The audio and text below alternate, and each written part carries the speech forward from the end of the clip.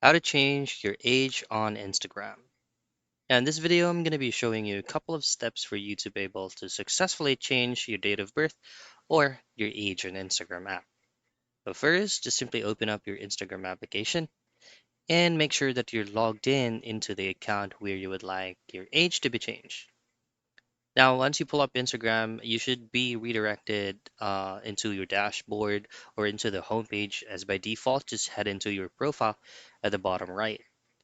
Now, once you're here, just simply go into the three lines at the top right, and then just choose on Accounts Center.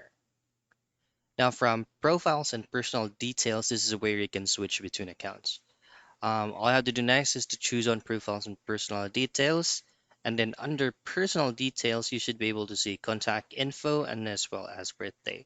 Choose on Birthday, and choose on the Edit button. And that's it. That's basically how you can change your date of birth or your age on your Instagram account.